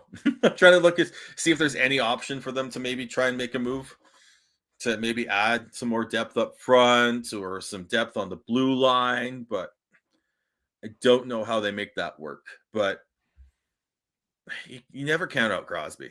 No, you don't. You no. And yeah, you absolutely don't. Yeah. And I wouldn't say, like, even in the Atlantic, I wouldn't count out the Leafs either. Like, there's still 30 some games to play, from 30 games to play or more for most teams, for all the teams, 30 or more for all the teams. Like, there's a lot of runway for these teams where, Toronto's at 68 points, and that's 7 points back of Florida. But you get on a run like the Flames are on, that'll close the gap real quick. Yep. Yeah, it's and then you've got injuries. It's going to be fascinating, but maybe we'll revisit this at the trade deadline. Maybe it's better time to have that conversation. That being said, I would love it if we can somehow get a Pittsburgh versus Washington first round matchup this year. Calgary, Edmonton, Pittsburgh, Washington in the first round would be insane. Like, the other thing is, like, everything would have to go right, but I've actually looked at this, and, like, so then you would that way you would likely get Carolina versus the Rangers, which is they've played in the playoffs before, and they're then you somehow have Toronto win the division and play Boston. Oh, that would be funny. And then you would have the Battle of Florida as a matchup in the East. I say goodbye to everyone. You're just going to go watch hockey for the next month type deal, right? Yeah, and that's only the East. Yeah. And you got the West, Minnesota, Colorado, or not. Minnesota, St. Louis is a rivalry. You could, Calgary, Edmonton, that could be happening. But even if it's Edmonton, Vegas, McDavid versus Eichel, that will be something. And if it's Nashville, Calgary, that will be something to watch. So yeah, we're a couple months away, but it's already exciting. Yeah. So yeah, it's just to bring it back to the question. Like I said, I think Colorado's the only one at this point would say is a team that I would be surprised if they would get upset, because I think every other potential matchup that I look at just looks like a war. Yeah. Lots of potential 7-game series too. And you got the extra fact about this heading into the playoffs that you've got all these condensed games. Injuries are going to play a factor in this. Yep. Which is, I think, again, another reason why you need to be patient with trades if you're Vancouver. Yeah. Or any team looking to sell, who's like in the middle, like even Dallas. But I think that's something that we need to talk about. Not today, but in the next week or so, is about what does Dallas do? We've talked about it a little bit, but they're right in the middle of that playoff chase. Like, they are 3 points back of LA and Anaheim, with a game in hand on LA and 4 games in hand on Anaheim. So, And- like, if they're in the middle of it, they're not going to be selling. But if they drop off, as we said, there's Pavelski, there's Klingberg. There's probably others that they'd be willing to sell on. Well, not only that, if they get into the playoffs, of all those teams, Anaheim, LA, Dallas, I give Dallas the best chance of beating Colorado because they've done it before. And they've been to the Cup final. They have that experience behind them, so If they can find a way to to get down to the third or fourth goaltender with Colorado. yeah. And they have 4 goalies in Dallas, so. But yeah, you've got Radulov, Pavelski, Raffl would be a good depth pickup for a playoff team. Klingberg, let alone Denis Gurianov is an RFA with arb rights. And they're going to need to give a new contract to Jason Robertson. So, let's see. Why am I? Oh, there he is. And then Rupe Hintz is going to need a new deal in a year. Yeah. And both those guys are fantastic. So it's going to be real. They're a team to watch going into the deadline because of that, for sure. And it's all like, what does Winnipeg do? Because they're in a very similar boat to Vancouver. They're sort of on the outside looking in. And that's a team I honestly think needs a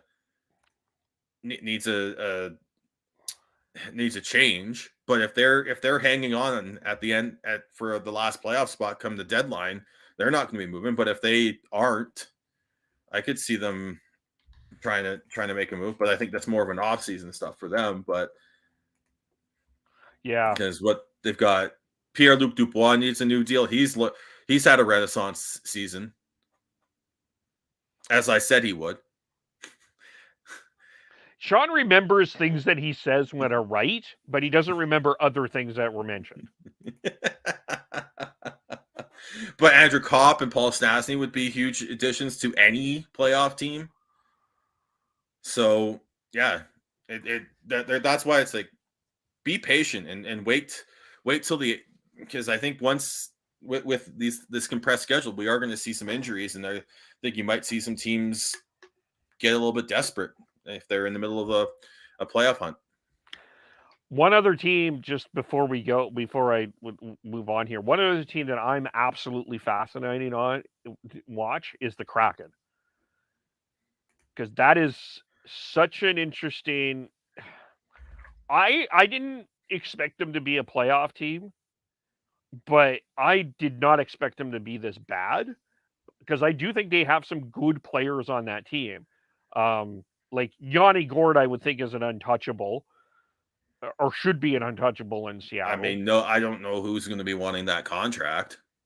No, but still, but there's some fascinating things, and I'm telling you, I don't know, with Dave Haxtell, I wonder if we see Dave Tippett there sooner rather than later, because he was with that organization before he went to Edmonton.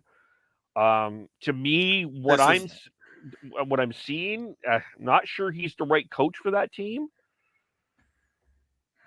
This isn't on Haxtell at all. I'm sorry, but they don't have the horse. Yeah, they've got a couple good players, but so does every team in the NHL. This is the NHL where you have to actually have to have a handful of good players and then more to be successful. That blue line is okay. I think people overrated that blue line, and then everyone thought that they were like, everyone just had their hopes up higher because of what Vegas did, and the fact that they didn't get a Tarasenko.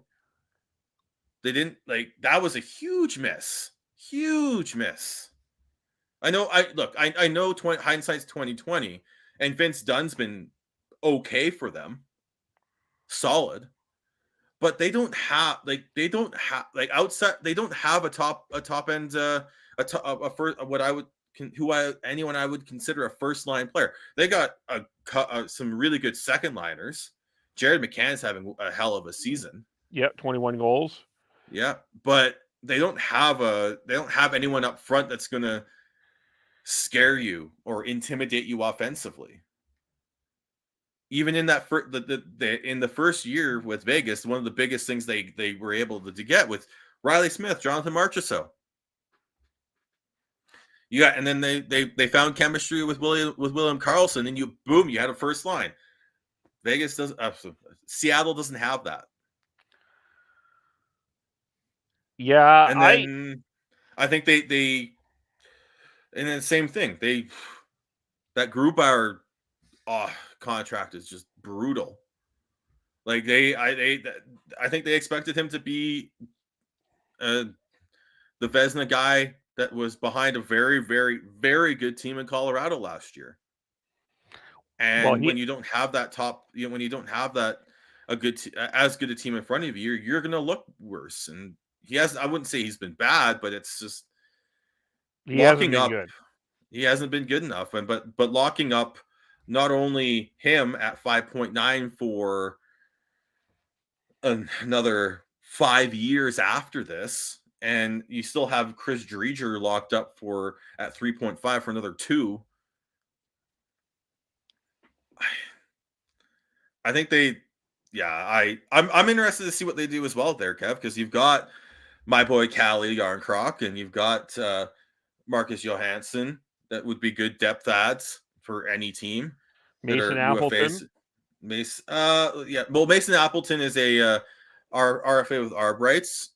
But he'd be a good ad. He would be a very good ad. If that'd be a shrewd pickup. You'd have to pay a little bit more, but it'd be a shrewd pickup.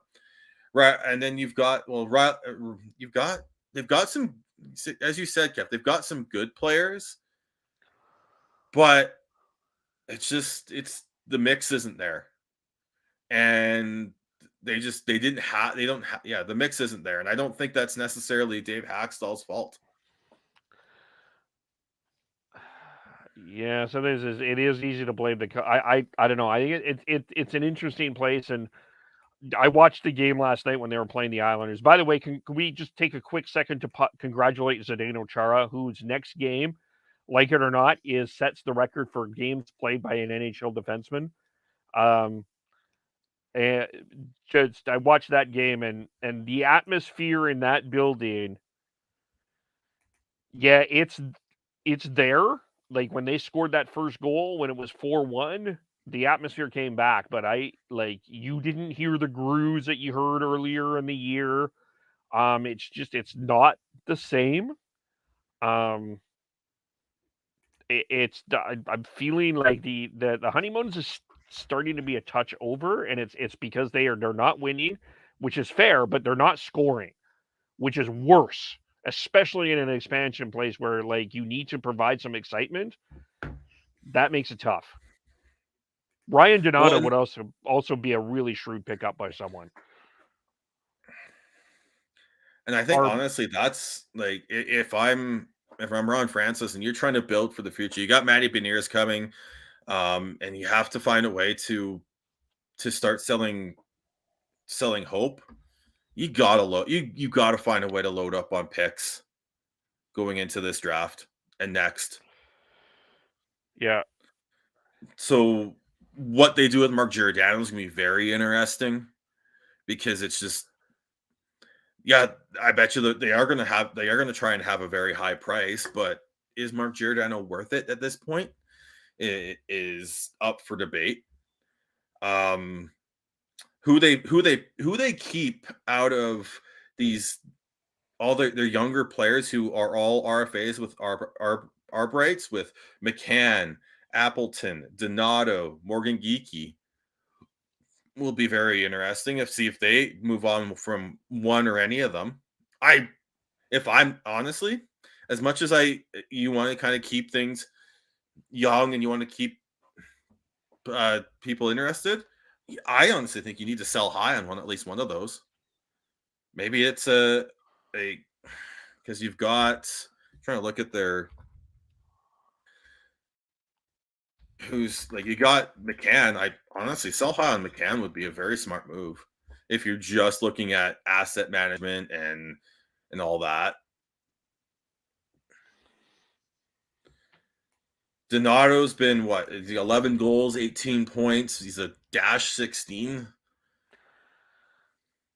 I think he'd be a good bottom six ad. I'm not saying he's a Yeah. top six. He's a good depth piece, but he puts in an effort. There's a lot. Colin Blackwell's Colin Blackwell. Morgan Geekie is Morgan Geekie. Jonas Donskoy is Jonas Donskoy. Alex Wenberg's Alex Wenberg. Yeah, the whole thing with Donskoy. Yeah, Donskoy is an interesting one that someone might take a swing on because on the idea that in a third line role he could thrive a little bit better. And the Blake Coleman, Barclay Gaudreau route where you've got him for two playoff runs. You might be able to sell high on him, although he's not been good this year. That's been the biggest issue. 1 goal and 16 points.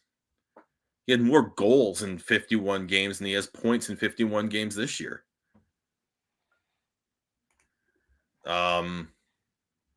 Wenberg's got 4.5 for another 3, but I think those are more. I think he'd be more of an off-season deal. Carson Soucy would be another player a defenseman that I think would be a smart pickup for a team who's looking at this year and next year as their window. This is 2.75 for this year and next. I mean, they're sort of set with Alexiak, Larson, and Dunn as your top 3, and depending on what you do with Giordano, who is a UFA, and 38. If you're relying on Giordano for a quote unquote future, that'd be a mistake. Yeah. So they've also got Jeremy Lauzon, William Borgen, Hayden Fleury that are starting to get into that age where you are going to see them step up if they're going to be NHLers and long term. This is the age what they're going to. Yeah. So,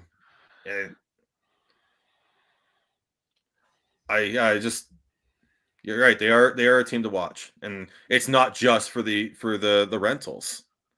And I said, I think I'd be if I was a team, if I was a team looking for a run, I would be looking at Mason Appleton for sure. Yeah, he was a guy I've been eyeing for a while. That's an interesting pickup. And I'll throw Carson Soucy in there as a defenseman version of like a more of a Barclay Goodrow type set, and like he's a 4-5 guy, well, more like a 5-6 guy actually, but he's not paid horribly, and he'd be a very good depth piece for a team for this year and next. Yeah, you can play both sides. Yeah, left-hand shot. Yeah. So. Yeah, it's interesting because there's probably, I mean, we could go through a bunch of teams here that have some very interesting questions as we go through up to the trade deadline. So, but I wanted to end, just make sure we touched on this. I didn't get into this in the news pack, and I totally forgot. But Emile Francis passed away.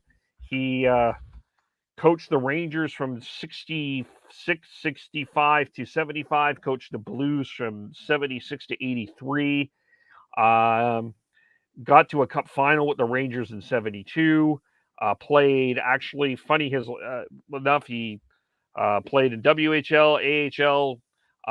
He was a pioneer in this game, and I did want to make sure, his name was mentioned today as one of the just respected, given that he was passed away from Saskatchewan. So, yeah. Yep. Son Bobby Francis coached the Coyotes. Yeah.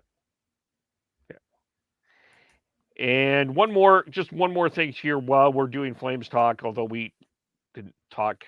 I think we talked more everything else but Flames today, but it's okay. No, we gave the Flames a lot there, Kev. It was we're at what, 154 now? We were at about an hour of Flames talk. Okay, fair enough. Okay, I haven't looked at the time in a bit here. So because I was looking everywhere else. But I wanted to touch on make sure we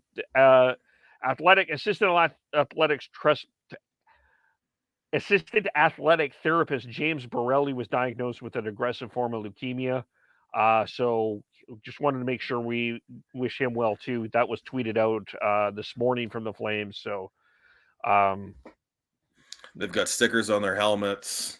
yeah, That's good for them. And fuck cancer. Yeah, exactly. All right. Well, anything else we need to touch on? Not for now. We keep consistently getting to our 2 hours. We do it well. But so let's leave it here. How do we follow you? I am BeardyConnect03 on Twitter. Devin Gordhow09, Tyler TNOBLE, Chris Schneids SCHNEIDZ. I am KEBOLE. Shifts and Pucks on Twitter, YouTube, Facebook, Twitch. Subscribe wherever you get your audio. We have our podcast. We have our pod clips. We'll have our news packs as well that we'll have out tomorrow, Friday. And we're back for our regular pod Monday, where I'm gonna put a couple of teasers out. Someone here is going to get a chance to finally watch Connor Bedard in person, and we may have a conversation about a captain that might be getting some unfair criticism in their market. I'll leave it there. Well, thanks everyone, and we will talk to you all very soon. Bye for now.